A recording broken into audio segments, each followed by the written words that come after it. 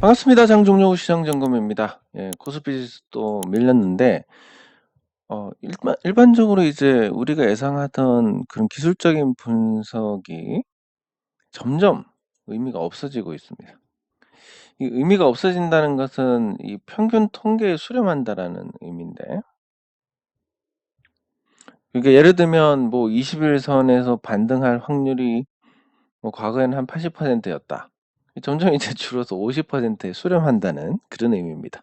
이렇게 되는 게 저는 개인적으로는 좋다고 생각하는 게, 항상 문제가 되는 게 이제 높은 확률에서 우리가 좀 과한 베팅을 하면서 잘못되는 경우가 많아지는데, 그런 걸 감안했을 때 뭐 이런 의미가 없어지는, 통계가 의미가 없어지는 그런 흐름이 된다는 것은 그런 사고를 예방할 수 있기 때문에 나쁘지 않습니다. 예, 그러면 도대체 왜 그런 유의미한 통계들이 없어지느냐? 예. 계속 말씀드리지만 예, 그게 제일 크게 작용하는 것 같습니다. 그 개인 투자자들의 인버스 인버스 투자 같은 거. 예, 이렇게 이제 과거에 없던 상품들에 투자를 하고, 그리고 뭐 CFD나 뭐 기타 뭐 신용 미수 등등 이전에 볼 수 없었던 패턴의 어떤 등장들이, 이 수급 패턴의 등장들이 점점 다 뭉개버리고 있는 상황이다라고 볼 수 있습니다. 그러니까 결국은 누가 사면 팔고, 누가 사면 오르고 팔면 내리고 하는 이런 패턴들이 점점 정착을 하고 있다. 즉, 모른다라는 부분에서 모른다 안다 하고의 이 싸움에서 점점 모른다가, 원래 당연히 모른다가 맞는 거지만 안다라는 쪽보다 훨씬 더 우세해지는, 그래서 앞으로 뭐 아주 심하게 폭락하면 반등하고 아주 급등하면 죽고 뭐 이런 거는 이제 있을 수 있겠지만, 이런 뭐 변동성 범위 상단 하단에서의 어떤 하방 경직성이나 저항이나 이런 것도 있겠지만, 적어도 이동 평균선과 관련된 영향력은 많이 줄어들 것 같다라는 거. 왜냐면 이 이동 평균선이라는 것도 결국 평균값인데, 한 달 정도 호흡을 두고 매매하는 사람들의 가격이 가장 많이 분포된 게 이 20일선입니다. 이게 평균값이 가장 많이 분포가 돼 있으니까. 그러면 보통은 한 달 주기로 한 달 정도 있다가 '아 못 견디겠다 판다.' 아니면 한 달 정도 갖고 있다가 '팔아야 되겠다. 차익 실현해야 되겠다.' 이런 관점에서의 접근들이 나온다. 아니면 한 3달 간격으로 나온다. 60 일선 같은 거. 뭐 이런 게 전혀 없어지고 있습니다. 점점 더 즉흥적인 대응이 많아지고, 아니면 아예 그냥 계좌를 쳐다보지 않는 대응이 많아지고, 이런 수급 상황의 어떤 변화가 이전에 비해서 훨씬 더 신속하게 바뀌면서 변동성 범위라든지 아니면 거래 대금, 아니면 뭐 과한 이격이라든지 이런 거는 어느 정도 유효성을 가지고 있지만, 그 외의 이동 평균선은 유효성이 거의 사라지고 있는 추세다. 이미 제가 기술적 분석에 대해서 공부를 시작하던 시점에서도 이동 평균선에 대한 그 신뢰도가 많이 줄어들고 있던 상황이었습니다. 그때 당시에는 그전에는 이 캔들이 유의미하다 했었는데 거의 의미가 없어졌고, 이제 이동 평균선이 의미가 없어지고, 이렇게 하면 점점 기술적 분석이라는 게 과하냐 부족하냐라는 관점에서의 어떤 유효성은 남게 된다. 네, 요렇게 생각하시면, 그러면 뭐 더 공부할 게 없네. 맞습니다. 점점 본질에 충실할 수밖에 없는, 그런 시장 환경이 만들어지고 있습니다. 네, 그러면 댓글 확인하도록 하겠습니다.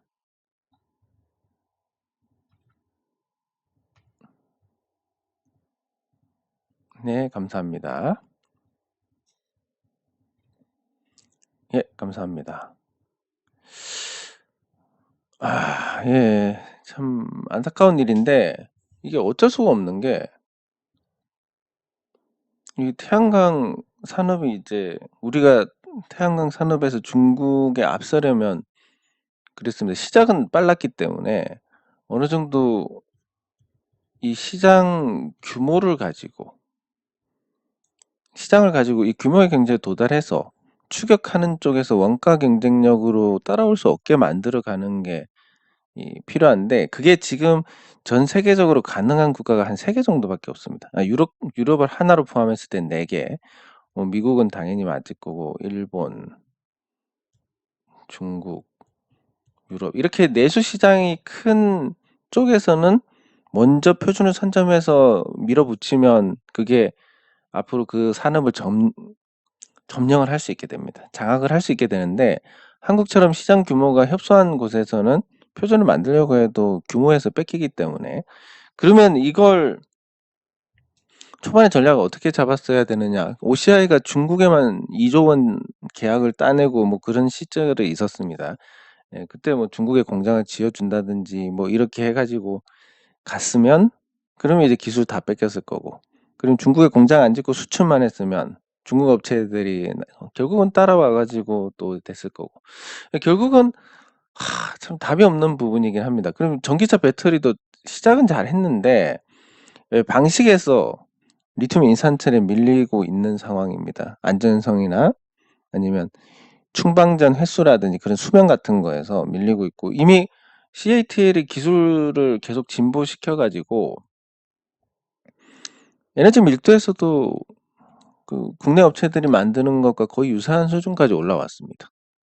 네, 석유화학도 이거는 옛날부터 그랬지만, 네, 석유화학 같은 경우는 매년 100억 달러씩 투자를 하니까 어쩔 수 없을 거다. 결국 그런 부분들이 현실이 되고 있는. 그럼 뭘로 먹고 살아야 되느냐에 대한 건 예, 굉장히 고민스러운 부분이 아닐 수가 없습니다. 그러니까 옛날에 잘했던 거 위주로 가야 될 것 같은데, 그 옛날에 잘했던 게 보면 조선, 세계 최초로 철갑선 만들었으니까 조선은 좀 경쟁력이 있고, 그리고 도자기 굽든 거나 반도체나 비슷하니까 이쪽도 좀 괜찮을 것 같고, 뭐 그런 식으로 예전에 잘했던 거, 뭐 무역 같은 거 한창에 뭐 조선시대 빼고, 조선은 뭐 거의 암흑기니까 그걸 빼고 봤을 때 무역이나 이런 부분에서도 굉장히 활발했고, 뭐 금속을 다루는 거라든지 이런 쪽으로 괜찮았던 것 같습니다. 네, 그래서 과거에 잘했던 거 기준으로 그 버릴 건 버리고 키울 건 키우고, 요렇게 가야 되지 않을까 싶은데, 배터리라든지 태양광 같은 건 규모에서 중국에 완전히 밀려버리니까 참 안타까운 일이 아닐 수가 없습니다. 예. 네, 감사합니다.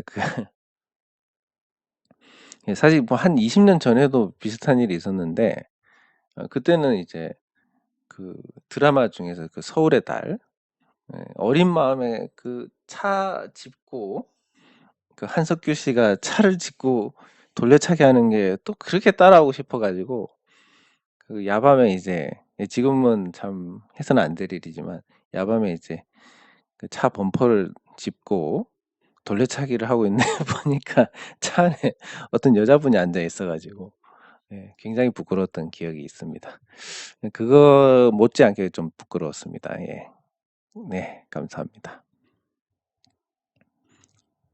네, 감사합니다. 예, 이 계좌에 대해서도 아셔야 되는 게, 우리가 보통 이 시세를 내는 거를 한번 보겠습니다. 이 최근에 시세 냈던 것 중에 인상적이었던 게 그 EV 첨단 소재인데, 요걸 갖고 한번 보겠습니다.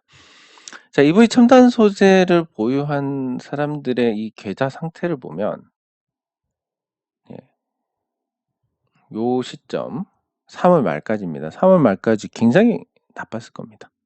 그럼 3월 말까지 굉장히 나빴다. 그 전에도 보면 이게 뭐 나빴다는, 어쨌든 편하게 보유를 할 수 있게 만들어 주지를 않습니다. 뭐 제가 언급을 해도 그런 쓰레기 같은 종목을 왜 언급을 하느냐 등등 온갖 시비가 다 보셔서 아시겠죠. 그런 시비에 휘말리게 됩니다.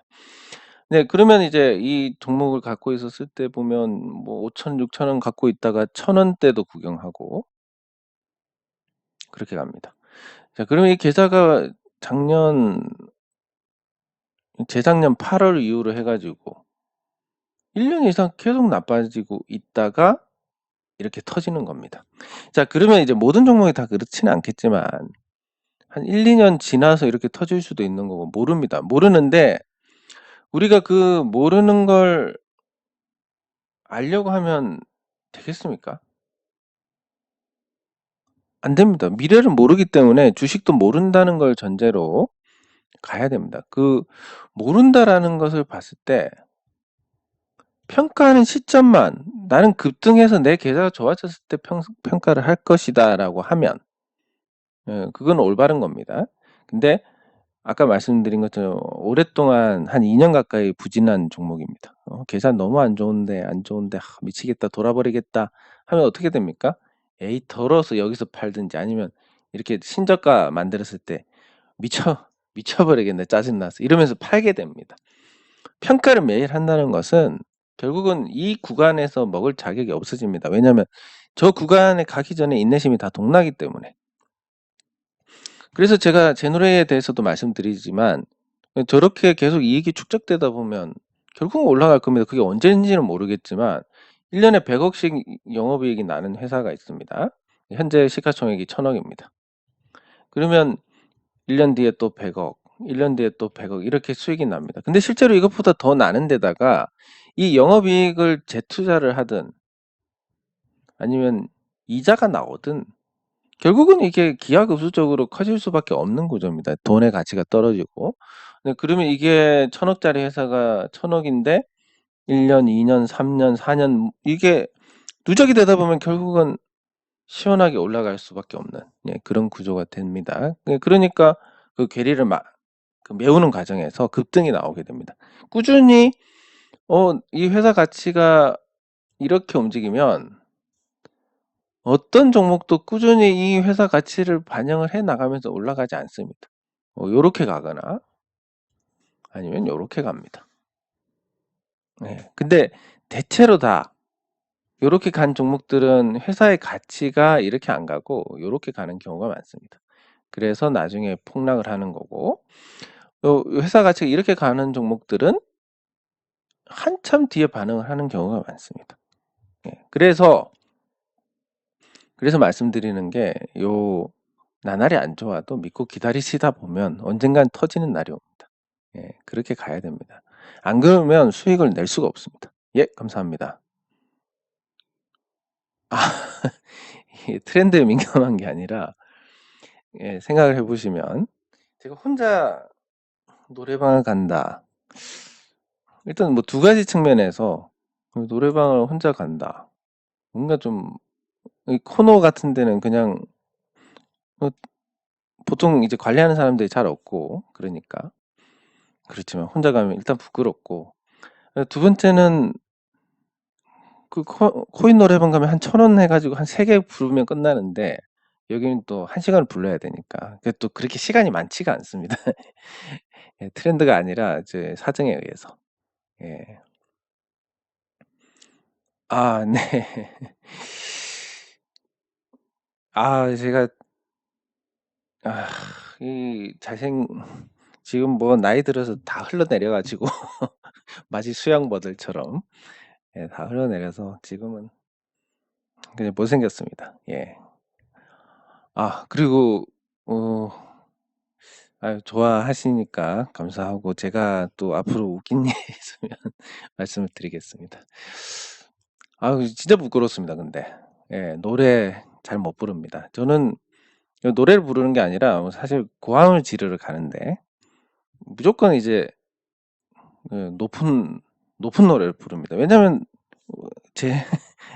저는 항상 상승 지향이기 때문에 무조건 높은 노래 부르고 컨디션 안 좋으면 밖에서 들으면 어떨지 아마 생각을 하시게 될 겁니다. 뭐 삑사리부터 해가지고 그거를 눈이 마주쳤다고 하니까 참 부끄럽습니다. 아무도 없는 줄 알고 하필 또 혼자 있었는데 그 코인 노래방에 아무도 없는 줄 알고 그러다가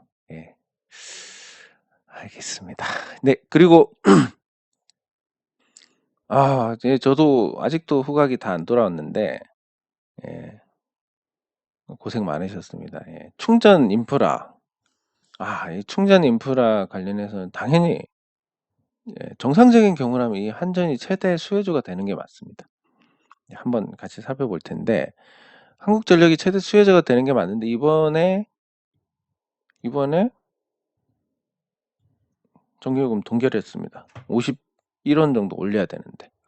참, 답답한 노릇입니다. 시장에 맡기는 게 능사는 아니지만, 그래도 뭐 한전이 적자에 시달리고, 그리고 뭐 한전 직원분들이 뭐 일을 안 하거나 아니면 뭐 과한 연봉을 받아가거나 이런 것도 아니고, 예. 그러면 요금으로 인한 부분들은 어쨌든 적당한 선에서 이렇게 만들어 나가야 되는데, 그게 다 정치 논리로 결정이 돼 버리니까 안타까운 일이 아닐 수가 없습니다. 예. 그러면 한국전력.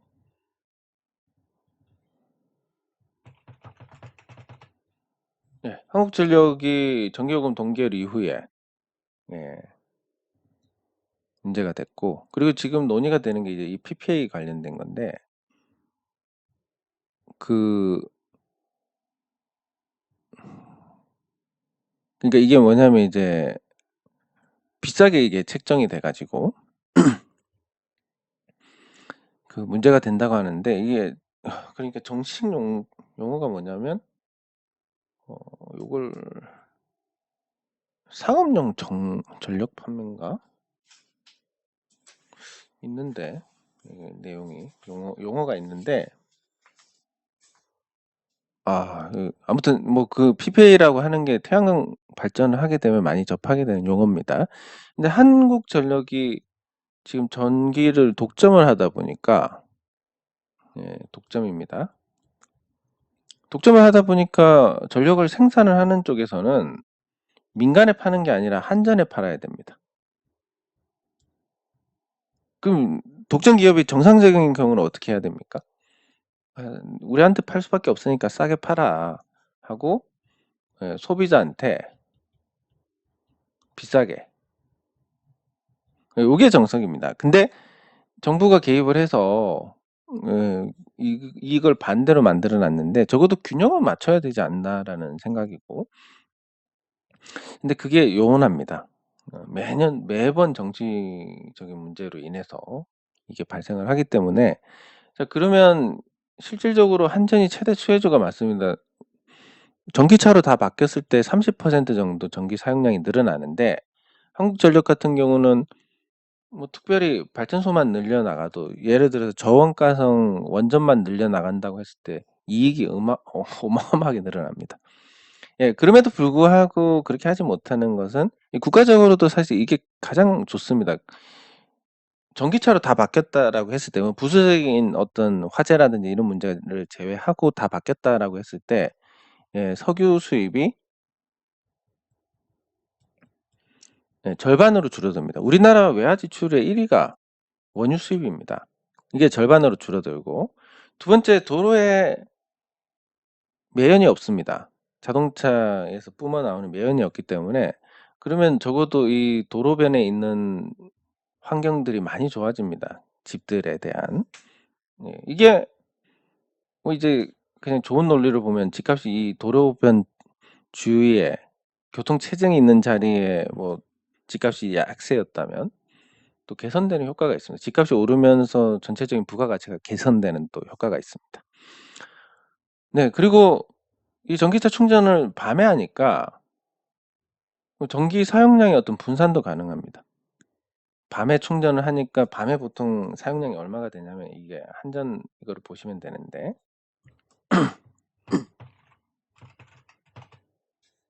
한국전력 홈페이지에 들어가 보면 요런 게 존재를 합니다.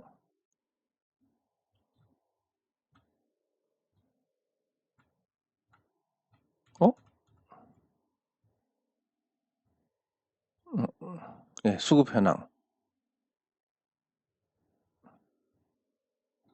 이 전력 수급 현황을 보면, 이렇게 나옵니다. 공급 능력이 이만큼인데 현재 한 이만큼이고 예비가 이 정도다. 이 예비라는 건 전기를 생산해서 버린다는 게 아니라 당장 투입해가지고 전기를 생산할 수 있는 화력 발전을 돌리지 않고 있는 거를 본다고 보시면 됩니다. 그러면 이제 이게 새벽 시간에는 얼마까지 떨어지냐면 보통 새벽 1시에서 새벽 5시인가? 4시인가 5시가 최저인데 이때 한 4만 정도 됩니다. 근데 이게 4만 정도고 많이 쓸 때는 이제 한창 제일 역대 피크가 94,000까지 이렇게 나오는 걸 확인할 수 있는데 그러면 4만에서 94,000, 4만은 고정이니까 그거는 계속 원전으로 공급을 하고 근데 전기차를 밤에 쓰면 이 최저치가 올라오게 됩니다. 한 6만 정도로. 그러면 그 원전은 중간에 껐다 켰다를 하기가 곤란하니까 그 어느 정도 그런 최저 사용량이 늘어날수록 원전의 비중을 늘릴 수 있는 그런 환경이 갖춰지게 됩니다. 네, 그렇기 때문에 전기차를 쓴다는 게 단순한 부분이 아니라 굉장히 편익이 크고 우리가 전기차를 빨리 공급을 하고 그리고 내비가 전 세계적으로 가장 좋기 때문에 보시면 그 테슬라 사용자들 보시면 가장 뭐 많이 나오는 얘기가 내비가 별로다. 예. 테슬라 내비를 쓴다는 것은 그 성격이 나오게 하는 그런 게 될 겁니다. 왜냐하면 국내 내비들이 너무 좋으니까 그래서 그 내비게이션을 기반으로 해가지고 어느 정도 자율주행에 대한 기반도 갖춰갈 수 있습니다. 그래서 정치적으로 이걸 잘 접근을 해가지고 전기차 보급을 굉장히 늘리고 거기에 규모를 갖춰가지고 배터리랑 모터랑 이런 산업들을 성장을 시켜 나간다면 네, 그래서 그 잘 발달된 내비를 기반으로 해서 어느 정도 자율주행의 시스템을 갖춰 나가고 예, 거기에 관련해서 또 이 AI 산업을 잘 육성을 한다면 우리 또 미래의 먹거리가 있는데 참 그런 부분에서는 전혀 관심 밖의 일이니까 정치권에서 예, 그래서 한전이 정치 논리 때문에 민영화가 되기 전에는 이런 수혜를 누릴 수가 없다. 그러면 한전을 제외한 나머지 전기차 보급이 늘어났을 때 수혜를 누릴 수 있는 게 결국은 이 충전. 예, 충전인데 보통 이 충전은 법적으로 이렇게 되고 있습니다. 아파트에서 뭐 세대를 의무적으로 해야 되는 걸 5대가 되고 나중에는 이게 10대 정도로 늘어날 겁니다. 예, 그러면 그 일반적으로 이제 충전 인프라를 공공 장소에 갖고 있다든지 이런 게 쉽지가 않습니다. 왜냐하면 그 비용이 많이 듭니다. 지금도 뭐 킬로와트당 347원 정도 급속인데 이거 해가지고 남는 게 없을 겁니다. 왜냐하면 충전 시간이 최소 30분은 잡아야 되는데 30분 잡고 이거 30분 동안 빠르게 충전되면 뭐 아무리 많이 나와도 15,000원 정도? 30분에 15,000원인데 이거 중에 뭐 한전에 기본료 주고 전기 요금 주고 남는 게 얼마나 되겠습니까? 30분에 한 5,000원 남나? 예, 근데 설치비도 있으니까. 그래서 수지가 안 맞습니다. 수지가 안 맞기 때문에 이 충전 사업자들은 재미가 없을 건데 근데 전기차 충전을 이렇게 법적으로 계속 강제를 하고 있는 상황이다 보니까 전기차 충전기 관련된 사업을 하는 기업이 좋을 것이다. 그러면 그 기업이 있느냐 그러면 국내 전기차 충전기 사업을 하는 기업은 없다고 보시는 게 맞을 것 같습니다. 없고 있더라도 이걸 공급한다 하더라도 중국에서 사와 가지고 조립을 하는 수준이다. 예, 그럼 뭐 이게 아무나 할 수 있는 거기 때문에 당장 뭐 시장을 선점한다 해도 의미가 없습니다. 그러면 국내에서 생산을 하고 예, 이거를 판매, 설치를 한다라고 한다면 예, 그러면 이제 이 업체가 굉장히 수혜를 볼 것인데 이게 지금 상장사에는 없지만 비상장사에 있습니다. 이 사업을 준비를 하는 업체가 예, 제가 그 우리가 많이 투자한 예, 대우 컴프레셔라는 회사 거기서 이제 아주 제대로 준비를 하고 있기 때문에 크게 터지지 않을까 기대를 하고 있습니다. 근데 비상장사는 있지만 상장회사 중에는 없다. 중국에서 갖고 와서 그냥 뭐 인프라로 이제 앞으로 자리 잡는 이 전기차 배터리를 그냥 갖고 와서 조립하는 수준이기 때문에 그렇다라고 보시면 될 것 같습니다. 자, 그러면 이제 시장이 조정을 받고 다시 좋아지려면 어떤 종목들이 이제 관심을 받겠느냐라고 보면 저는 이제 증권주가 관심을 받을 때가 다 되어 간다고 보고 있습니다. 왜냐하면 이제 돈의 흐름에 굉장히 증권주들이 민감한데 이 지수하고 움직임을 보면 다소 다른 부분을 확인할 수 있을 겁니다. 지수가 이렇게 움직이고 있는데 증권주들은 요렇게 움직이고 있습니다. 약간 지수 대비해서 부진하다가 이제 좀 살아나는 모습인데 증권주들이 살아나는 관점에서는 결국은 증권주들이 좋으려면 금리가 낮아야 됩니다. 저금리가 돼야 된다. 그래서 은행에 넣어봤자 의미가 없다라고 해서 자금이 들어오는 게 가장 좋은 환경인데 지금 계속 그런 현상들이 반복이 되고 있습니다. 그리고 증권사 CMA에 돈이 들어오는 게 지금 CMA 이자랑 은행들의 예금 이자랑 거의 비슷합니다. 근데 CMA는 하루만 들어와도 되고 은행은 뭐 적금을 들든 정기 예금을 들든 해야 되니까 그 부분에서 오히려 많이 편익이 크다라는 거, 은행보다. 그리고 앞으로 금리 인하가 되면 더 커질 것이다. 그런 관점에서 지금 미래에셋 증권을 본다면 2007년에 강세장이었을 때의 가격과 지금 이 가격 4분의 1 토막이 났습니다. 물론 이제 그 사이에 뭐 주식수가 늘어났을 수도 있고 그렇지만 이 4분의 1 토막이 난 거에서 통화 가치가 떨어진 거. 예전에 33,562원이 지금도 33,562원이냐? 15년이 지났는데 아닙니다. 지금으로 한 7만 원 정도 봐야 될 것 같고 두 번째 회사 가치가 얼마나 커졌냐 그러면 회사 가치가 뭐 저 때까지 데이터가 없다 하더라도 이것만 보더라도 5년 전만 보더라도 미래에셋 증권의 순자산이 8조 3천억인데 지금 작년 기준으로 10조 3천억 한 2조 원이 늘어났습니다. 이거 기준으로 25%가 성장을 한 건데 그럼 기업 가치는 훨씬 좋아졌고 돈 가치가 떨어졌는데 주가는 거의 한 4분의 1 토막이 났다라는 거. 어떻게든 증권주가 이제 관심을 받고 그런 저평가를 해소를 하게 될 것인데 그게 언제냐를 모르니까 쌀 때 사서 뭐 될 때까지 기다려야 된다 이거밖에 없는 건데 근데 돈의 흐름을 봤을 때 앞으로 금리 인하가 시간 문제입니다. 금리 인하가 시간 문제인 상태에서 은행에서 증권으로 자금이 그러니까 머니 무브 현상이 만들어질 것이다. 그 머니 무브 현상에서 수혜를 보는 업종 중에서 가장 큰 데가 뭐냐면 미래에셋 증권일 것이다. 왜냐하면 미래에셋 증권 그 예금자 보호법이 해당이 안 되기 때문에 증권사 CMA는 작은 증권사에 맡겼다가 잘못되면 돈이 날아갑니다. 근데 큰 증권사는 뭐 당장 그런 일이 생길 가능성이 낮기 때문에 일단 자금이 몰린다 그러면 큰 증권사를 몰릴 것이고 그 중에서 큰 증권사라고 하면 몇 개 안 되는데 그 중에서 미래에셋 증권이 가장 크고 가장 인지도가 있고 물론 이제 고액자산가들은 삼성증권을 선호를 하지만 또 가격 대비 상태를 보면 삼성증권보다는 미래에셋증권의 저평가 정도가 더 크니까 이쪽으로 대형 증권주들에 대한 관심이 유효하고 이 중에서도 미래에셋증권 그리고 삼성증권, NH투자증권 등등 이런 대형 증권사들에 이제 관심을 가져야 될 시기라고 볼 수가 있을 것 같습니다. 네, 장 종료 시장 점검은 여기서 마치도록 하겠습니다. 수고하셨습니다.